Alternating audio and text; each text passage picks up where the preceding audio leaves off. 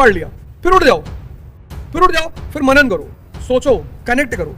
सिर्फ बैठकर ही पढ़ाई नहीं होती। बहुत लोग परेशान हैं, शेड्यूल कैसे बनाएं। शेड्यूल का एक नियम है, इस नियम को बोलते हैं 10 आवर्स रूल। इस 10 घंटे में 8 घंटा तुमको पढ़ना ही पढ़ना है। 6 घंटे सो लो, 7 सो लो, 8 सो लो, पर 8 के बाद मत सोना। 8 के बाद सोना तो यहाँ वो टैटू बनवा लेना कि मैं जिंदगी में कुछ नहीं कर पाऊंगा। डायरी खरीद लो और जब भी जीवन में फंसो हमको दिखा दो कि साहब पिछले 15 दिन से ये काम कर रहे हैं लेकिन बेचैनी बहुत हो रही है। मैं डायरी देख के तुमको बता दूंगा तुम कहां गलत कर रहे हो।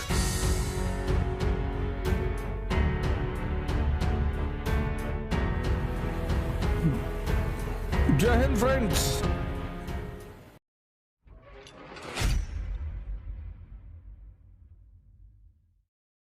बहुत लोग परेशान हैं, शेड्यूल कैसे बनाएं। शेड्यूल का एक नियम है, इस नियम को बोलते हैं 10 आवर्स रूल, 10 घंटे का नियम। 24 में से 14 घंटे निकाल दो, तुम अपने लिए रख लो।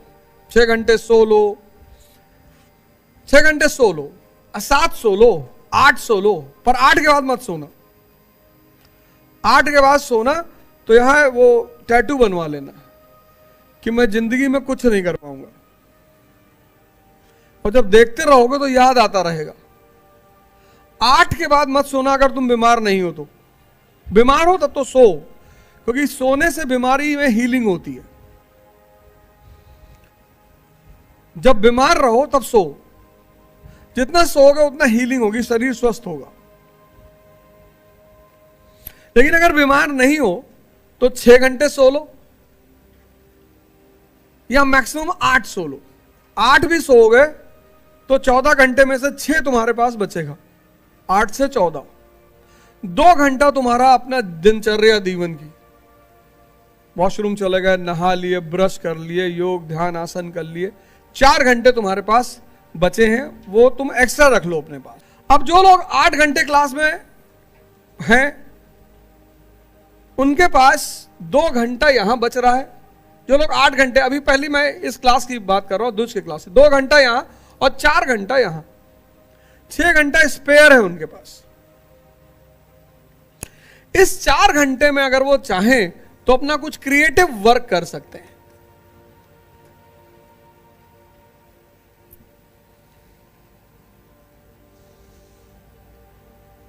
चलो तुम 12 घंटा मान लो, तुम अपने लिए 12 ले लो, तब भी तो 12 बचा।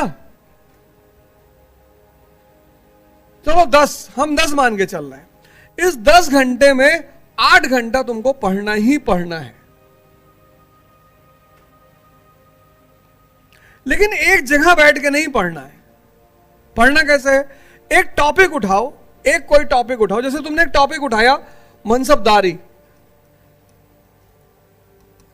इसको पढ़ो, पढ़ लिया, फिर उठ जाओ, फिर मत बैठो।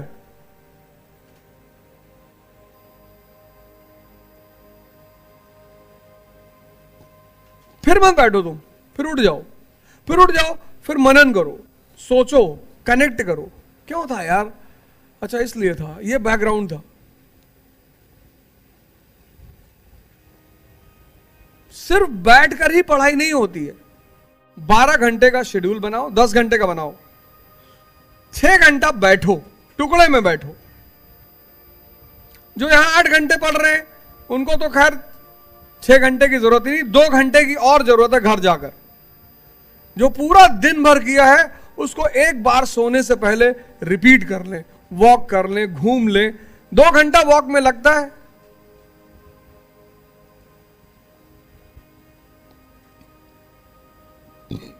और पूरी क्लास को एक बार रिकॉल कर ले।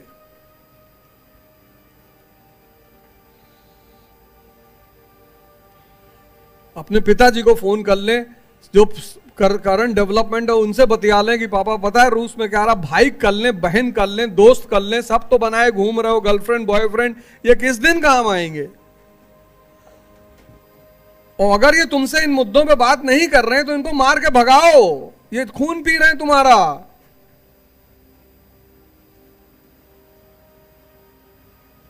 यही तो है वर्णा सिस्टम, यही है। तुम शिक्षा ले रहे हो, ब्राह्मण हो, तो जब तुम ब्राह्मण हो और तुमसे कोई बहनी, दीदी, बुआ, चाची की बात कर रहा है, यही तो है वर्णा सिस्टम। और वर्णा सिस्टम क्या है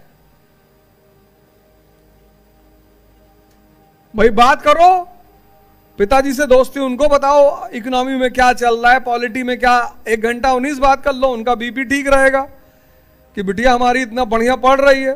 भाई से कर लो, बहन से कर लो, दोस्त से कर लो, भतीजे से कर लो, या तुम्हारे जो अपने दोस्त हैं उनसे कर लो।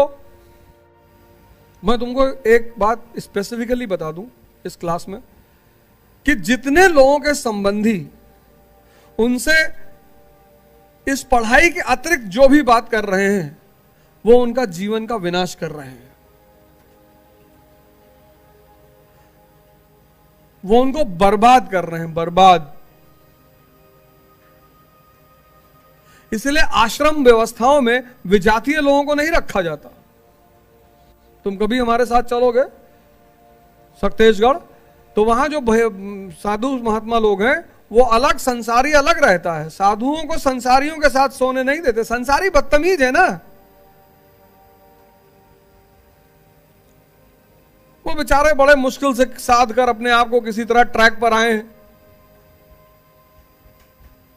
और ये वहां पहुंचकर बताएगा थाईलैंड के बारे में, दुबई के बारे में, ये उनको डिस्टर्ब करेगा, फर्जी की बात बताएगा।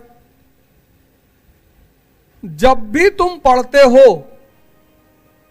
और कोई भी आदमी तुमको दुनियावी कहानी सुना रहा है, वो तुम्हारा इतना बड़ा दुश्मन है कि पता क्या कर रहा है, वो तुम्हारी सारी यहाँ की जो सेविंग है उसको बाहर खींच ले रहा है। और या तो तुम्हारी इतनी औकात हो कि बाहर कुछ सुनकर तुम्हें फर्क ना पड़े।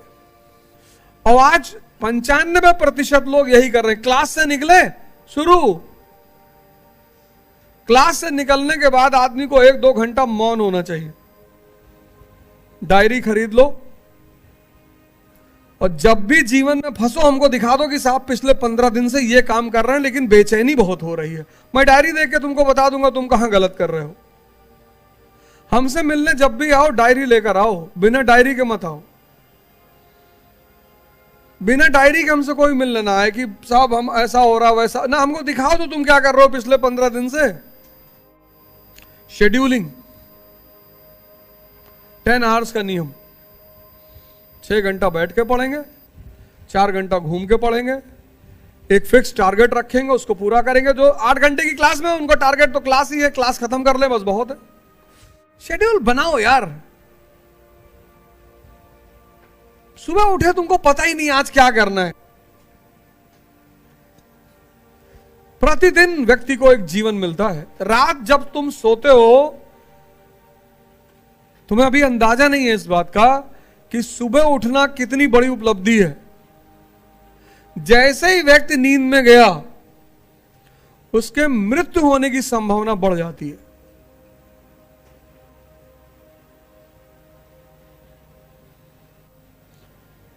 जैसे ही नींद में गया, उसके बाद उसके जो मृत्यु होने की संभावना बढ़ जाती है। वो सुबह नींद खुल गई, क्योंकि 20-25 साल से खुल रही, इसलिए लग रहा है कि अरे डेली खुलती है।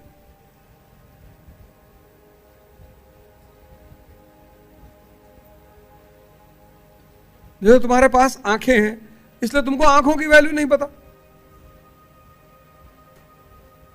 जितनी चीजें तुम्हारे पास हैं, तुम्हें उसकी कीमत नहीं पता। तुम्हें कीमती क्या लगता है? मर्सिडीज।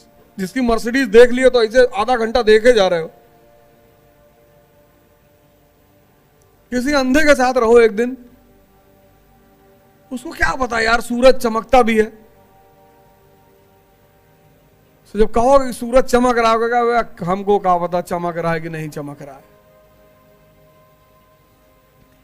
मानव की फितरत है, जो उसके पास है उसको कीमती मानता ही नहीं। वो उसको कीमती मानता है जो उसके पास नहीं है। इंसान के पास जो है, जैसे उसके अपने मां बाप कीमती नहीं है, यह इंसान की सबसे बड़ी कमी है। सिर्फ दिमाग भटका हुआ है। पहली बात तो उसे अंतर ही नहीं पता, वैल्यू और प्राइस में डिफरेंस क्या है। आज का आदमी प्राइस से आधार पे चीजों को कीमती मानता है। कितने की घड़ी है? 4 लाख की। अरे भैया, चाहे घड़ी देखने लायक ना हो, कुत्ता बना है, कहीं बिल्ली बनी है, कहीं कुछ बना है, घड़ी 4 लाख की है। आज का आदमी मूल्य के हिसाब से चीजों को कीमती मानता है। वो पीछे देखो, गांधी धोती पहने हुए खड़े हैं। किसी भारत के राजा के जाने पर वहां की महारानी खड़ी नहीं हुई। बताओ कोई राजा हिंदुस्तान का जो गया हो, जिसको जाकर वहां अंग्रेजों ने सम्मान दिया हो कि अरे बाबूजी ये आदमी पहुंचा, सब खड़े हो गए। क्योंकि जीवन में मूल्य, वैल्यू,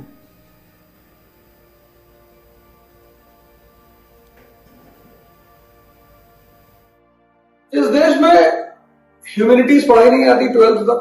10th तक जो लोग पढ़ते हैं उनसे कहा जाता है हिस्ट्री पढ़ के कोई नौकरी नहीं पाता। और फिर वही लोग आकर आईएएस की तैयारी करते हैं बिना आधार, बिना बेस। साइंस के बच्चे को ह्यूमैनिटीज का अप्रोच ही नहीं पता।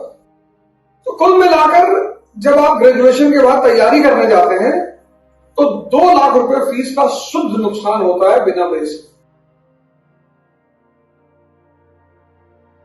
श्री यथार्थ 18 मई से एनसीईआरटी कोर्स शुरू करने जा रही है। 4:30 बजे से लेकर 6:30 बजे शाम। 12 से 15 महीने में आपका पूरा बेसिक्स क्लियर कर दिया है। जितने भी लोग 12th कर चुके हैं उनके लिए तो बहुत अच्छा अवसर है। 12th के बाद जो ग्रेजुएशन 12th कर चुके हैं, ग्रेजुएशन फर्स्ट ईयर में है, सेकेंड ईयर में, थर्ड ईयर में, उनके लिए बहुत अच्छा अवसर है, बहुत बेहतरीन अवसर है उनके लिए। यहां आकर 4:30 से 6:30 में एनसीईआरटी के इस कोर्स को ज्वाइन करें। और सबसे अच्छी बात क्या है, आपका 12 से 15 महीने के बीच में पूरी एनसीईआरटी कराई जाएगी, जिससे कि जब आप जीएस की कोचिंग ज्वाइन करें तो आपको यह ना पूछना रहे कि इकोनॉमी क्यों पढ़नी चाहिए, हिस्ट्री क्यों पढ़नी चाहिए, ज्योग्राफी क्यों पढ़नी चाहिए। और इस कार्यक्रम को मैं खुद लीड कर रहा हूं।